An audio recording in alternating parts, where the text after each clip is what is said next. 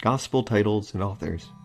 The titles and authors given in the Gospels of the New Testament read in most Bibles in large, bold text: the Gospel of Mark, the Gospel of Luke, the Gospel of Matthew, and the Gospel of John. We as readers are led to assume, and some Bibles outright state, that these books were written by Jesus' disciples and direct eyewitnesses to the events they describe.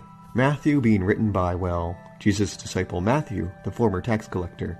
John written by John, son of Zebedee, and in the case of Mark, a man connected with Peter, and Luke, named after a traveling companion mentioned by Paul in Colossians. However, this couldn't be further from the truth. As confirmed by early manuscripts of the documents themselves, originally these Gospels were untitled and did not name any sort of author. They were written anonymously, and the authors, whoever they might have been, never wrote their names, nor did they write in the first person or insert themselves into the narratives. This was no secret, or even something that interested early Christians. It was likely assumed at the time that these texts were not written by the disciples or by anyone who had significance in Jesus' life. It's actually quite obvious that the disciples hadn't written these texts when one notes that they were written in Greek by educated Greek speakers, likely outside of Israel, maybe from Greece, Asia Minor, or Egypt. Literacy in the ancient world was rare. By modern estimates, at the best of times in antiquity, only about 10% or so of the population was able to read, and most of these were concentrated in urban areas like cities, and not in the type of areas where Jesus' disciples might have been from. Keep in mind, most of them were fishermen and hard laborers in the countryside. By all accounts, peasants. The ability to read is one thing. In the ancient world, it was another to write and compose a literary work. Few people in the 1st and 2nd centuries would have been able to produce something like the Gospels. The few there were would have been from eastern cities of the Roman Empire, like Alexandria.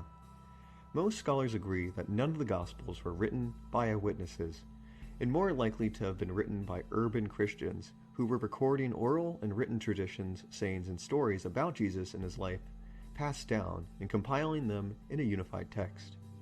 The Gospels themselves are not apologetic about this. The Gospel of Matthew is written completely in the third person, using they to refer to the disciples, and never we. The tax collector turned disciple Matthew is never referred to as me, but instead just him. There is zero indication in the actual text that we are supposed to be led to believe this man also wrote what we are currently reading. Same thing with Luke and Mark. The author of the Gospel of John clearly makes a distinction between himself and his informant, an unnamed disciple whom Jesus loved, who was the source of the stories and traditions he is writing down at the end of the Gospel. The end of the Gospel of John reads like this: Peter turned and saw that the disciple whom Jesus loved was following them. This is the disciple who has testified to these things and has written them. We know that his testimony is true. Jesus did many other things as well. If every one of them were written down, I suppose that even the whole world would not have room for the books that would be written. The anonymous author is simply stating he gathered this information for this text from an eyewitness of Jesus, and that he had not met Jesus himself. The author dictated the gospel from this individual, whoever they might have been. It was only traditions made decades after the construction that tried to tie names to these untitled and anonymous texts, and the names just stuck even though there is no factual or textual basis for them, and the texts themselves explicitly argue against it. To early Christians, it didn't matter to them who the authors of these texts were. However, later Christians wanted to bring more authenticity to the documents by making their authors direct eyewitnesses to the events they described. They would essentially take names that are mentioned in the New Testament and say, yeah, that guy wrote this, with no corroborating evidence. The tradition in our modern Bibles of providing names and authors to the Gospels is just not accurate to the original text.